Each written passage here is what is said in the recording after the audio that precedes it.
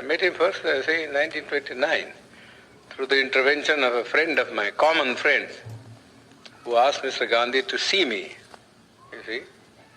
And so Mr. Gandhi wrote to me, saying that he would like to see me.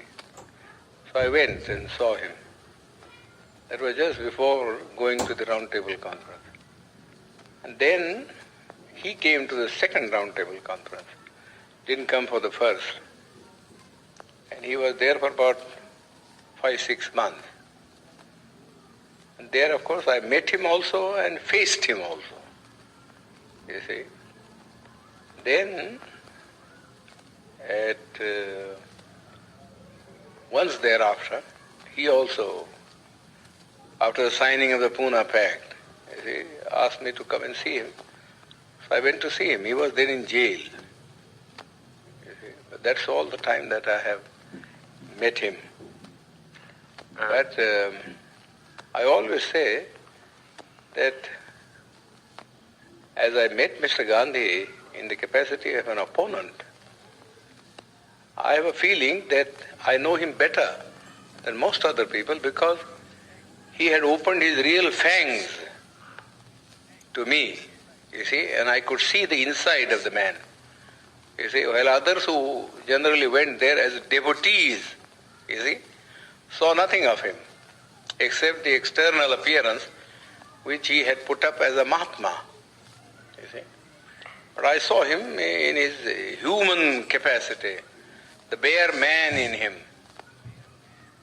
And so I say that I understand him better, you see, than most of the people who have associated themselves with him can say. Now how would you sum up what you found in him?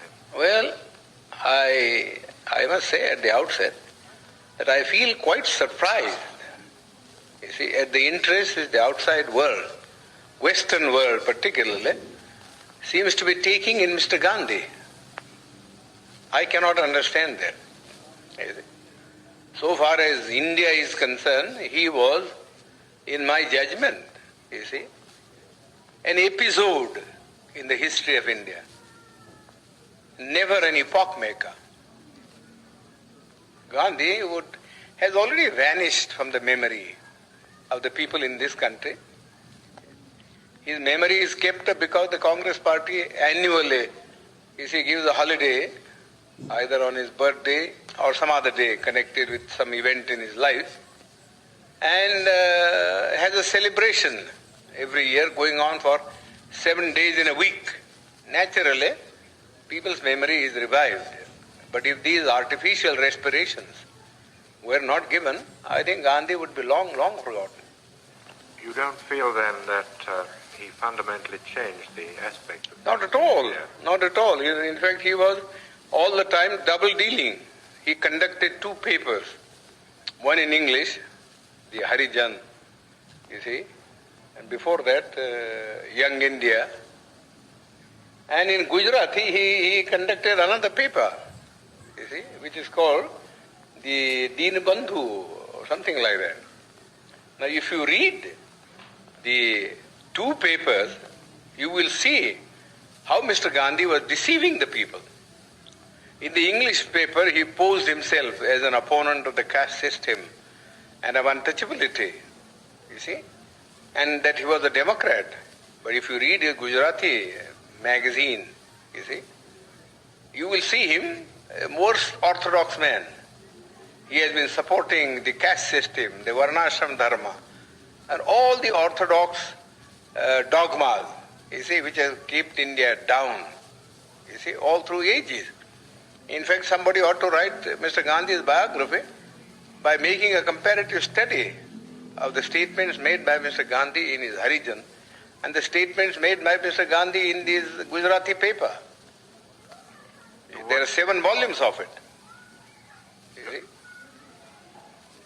The people, the Western world only reads, you see, the English paper where Mr. Gandhi, in order to keep himself, you see, in the esteem of the Western people who believe in democracy, was advocating democratic ideals, you see. But you got to see also what he actually taught to the people in his vernacular paper. Nobody seems to have made any reference. All the biographies that have been written of him, you see, are based upon his Harijan, you see, and the young India, but not upon the Gujarati writings of Mr. Gandhi. Then what were his real intentions with regard to the scheduled castes in the structure? Well, he only wanted, you see, there are two things about the scheduled caste. We want untouchability to be abolished, you see, but we also want, you see, that we must be given equal opportunities, you see, so that we may rise to the level of the other classes. Mere washing off of untouchability is of no consequence. We have been carrying on with untouchability for the last 2,000 years. Nobody has bothered about it, you see. Nobody has bothered about it. Yes, there are some disabilities which are very harmful. For instance, people can't take water, people can't have land, you see, to cultivate and earn their livelihood. But the other things which are far more important, you see, namely that they should have the same status, you see, in the country, and that they should have the opportunity to hold high offices, so that not only their dignity will rise, but also they will get what I call strategic positions from which they could protect their own people. Mr. Gandhi was totally opposed. Totally opposed. You see? He was content with things like temple entry. Temple entry, that was all the thing that he wanted to do. You see? Which is nobody cares for Hindu temples now. The untouchables have become, you see, so conscious of the fact that temple going is of no consequence at all. You see, you live in the untouchable quarters, just the same, whether you went into the temple or whether you did not go into the temple. You see, people, just as for instance, people at one time would not allow the untouchables to travel by railways, you see, because of pollution. You see? But now they don't mind, because the railways won't make any separate arrangement. But because they travel together in the train, it doesn't follow, you see, that their life in the villages vis-a-vis the Hindus has in any sense changed. You see, whenever the Hindu and the untouchable alights at a railway train, you see, they assume their old robes. You see? So you would say Gandhi was an orthodox Hindu? Yes, he was absolutely an orthodox Hindu. You see, he was never a reformer. You see, and he has no dynamics in him. You see, all this talk about untouchability was just for the purpose of making the untouchables drawn into the Congress. That was one thing. You see, and secondly, you see, he wanted that the untouchables should not oppose his movement, you see, of Swaraj. You see, I don't think beyond that he had any real motive of uplift. And then do you think that political independence would have come without Gandhi? Oh yes, I'm sure about it. It might have been in slow degrees, but I personally myself think that if Swaraj had come in slow degrees in India, it would have profited the people better. You see, for each community or each group, you see, which is suffering from many of these disabilities, you see, would have been able to consolidate itself at each stage of the transfer of power from the British. You see, today the whole thing came as a flood. You see, people were unprepared. And I always think that the Labour Party has been the most stupid party in England. Or was it Gandhi who was too impatient, or the Congress Party? Was he? No, personally, I do not know how suddenly Mr. Attlee agreed, you see, to give independence. That's a matter of secret which Mr. Attlee one day, I think, will disclose in his autobiography, how he came to do that, you see, because nobody ever expected. It is such a sudden change of front. Nobody ever expected. But it seems to me, from the analysis that I make about it, there are two things which I think led, you see, to the Labour Party to take this decision. One is the national army that was raised by Subhash Chandra Bose. The British had been ruling this country in the firm belief that whatever may happen, you see, in this country, and whatever the politician may do, you see, they will never be able, you see, to change the loyalty of the soldier. That was the one prop on which they were carrying on their administration. Now that thing was completely dashed to pieces. You see, when they found that even the soldier was being seduced, you see, and to form a party or a battalion to blow off the British. Then I think the British came to the conclusion that if they were to rule India, the only basis on which they could rule was the maintenance of the British Army, going back to the year 1857, when the Indian soldier rebelled against the East India Company. And they found that it would never be possible for the British to supply India with enough European troops, you see, to keep their hold on it. You see, secondly, I myself think, I have no evidence, but I think the British soldier wanted the disbandment of the army immediately, so that they wanted to go to their civil jobs. You see, you know how much indignation there was at this gradual disbandment of the army, because those who were not disbanded felt that those who were disbanded were going to take their jobs. What's going to happen to them? You see, therefore they could not, you see, think of having enough of a British army to keep India down. You see, and besides they had thought, I think, thirdly, that after all, what they gained from India was commerce, and not so much the civil servant salary or the army income. They were small things, and they had better be sacrificed for the sake of keeping something which was much more profitable, namely trade and commerce. Because whether India remained independent or India accepted dominion status or something lesser than that, you see, the trade and commerce would go on just the same. I think, personally myself, I have no authority for that, but that is the way the work, the mind of the Labour Party turned.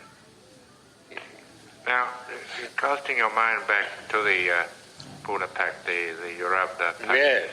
Can you remember a little of what Gandhi said to you and what you said to him? Oh, I know it very well. I know it very well. You see, the British government had, in the original award which MacDonald had given, you see, had accepted my suggestion. I said, look here, the Hindus want, you see, that there should be a common electorate, so that there may be no separatist feeling between the scheduled caste and the Hindus. We think that if you have a common electorate, we would be submerged, you see, and the nominees of the scheduled caste who would be elected, who would be really slaves of the Hindus, not independent people. Now, I told Mr. Ramsay MacDonald that this is a sort of a thing, you see, that he might do. Give us a separate electorate, you see, give us a separate electorate, and also give us a second vote in the general election, you see, so that Gandhi cannot say that we are separated in point of election. First of all, my contention was this, that for 5 years, you see, we live separately from the Hindus, with no kind of intercourse or intercommunication, you see, of a social or a spiritual sort, you see. What can one day's cycle of participation, you see, in a common electorate do to remove this hardened crust, you see, of separatism, which has grown for centuries? It's a foolish thing to think that if two people vote together, you see, in a common polling booth, you see, that their hearts are going to change. It's nothing of the kind. Mr. Gandhi has got this madness in him. Well, let this be satisfied, you see, by this kind of a system.